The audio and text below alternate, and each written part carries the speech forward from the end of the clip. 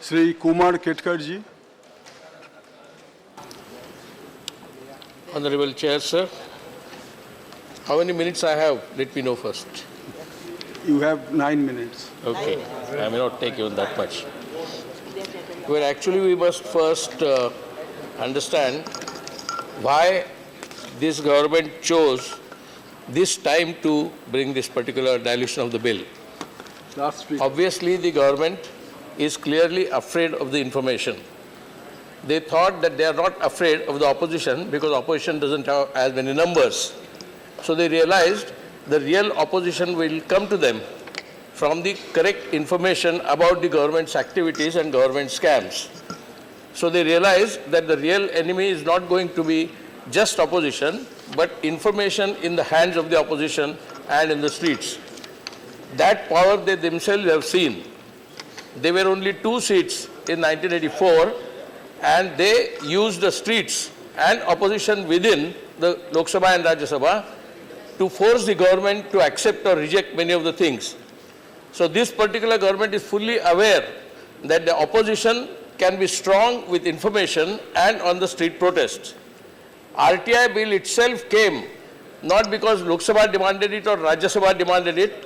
RTI bill came primarily, as Sanjay Singh said, from the activists and the trade union movement and the farmers movement all over the country.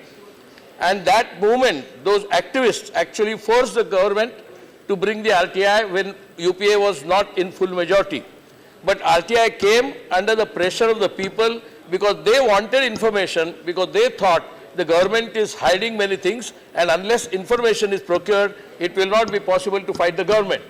So people like Aruna Roy, Nikhil Dey and many other activists actually participated in a mass movement on the street, and even Anna Hazare, whom BJP supported tooth and nail, also fought for this bill, and finally the bill came. So RTI is a product of a mass movement for democratizing the information and for democratizing the system. Therefore, it is necessary that RTI must not be diluted. Now, why government is particularly worried about information coming now, at this point of time? After coming to power and about coming to power itself, there have been so many doubts. So many BJP, NDA and other members are surprised and shocked that they were elected. They don't know how they are elected, and therefore the voice was raised against various heraferi, various scams that may have accompanied the election itself. Therefore the questions were raised about EVM, and that's how Election Commission came under the cloud. Now, if all the right information was available or is made available to all the, information is made available to all the parties and all the people and in the opposition, how they won, how the NDA and BJP persons won in the election, a lot of information can be available and the government can be actually challenged on the basis of election itself. I remember one particular episode in which Mr. Kapil Sibal exposed that there are something like 3.5 lakh crore rupees counterfeit notes were in circulation during the time of election. He exposed that with the film. A couple of channels dared to show that film only for a minute or two, and then they immediately stopped. The media was being controlled, and that particular film, that particular evidence which Kapil Sibal produced went only on social media. If all that information was to come and available with the opposition, this government will be really in danger, because not only that information, but the very election of this government could be endangered. I will just give you one small example. Mr. Jairam Ramesh talked about the Prime Minister's education, and which is in court, so I will not mention that. And I will mention something which obviously will not be appreciated by opposition, by a ruling party, or by anybody for that matter, and that is because it is rather outside the fold. In Mumbai's famous Azad Maidan came and protested against the insecurity that she is facing. And that matter, that she is feeling insecure, did not appear in all the press, but some Gujarati press and some small English press published. Later on, a question was put to Information Commissioner as to why herself feels so insecure and unsafe. And I am told that you have one speaker.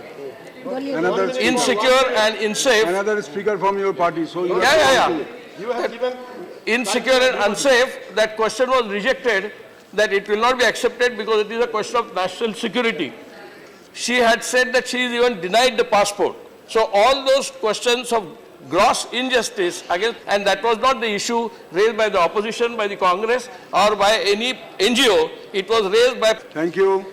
I'll just take 1 minute. I'll just take exactly 1 minute.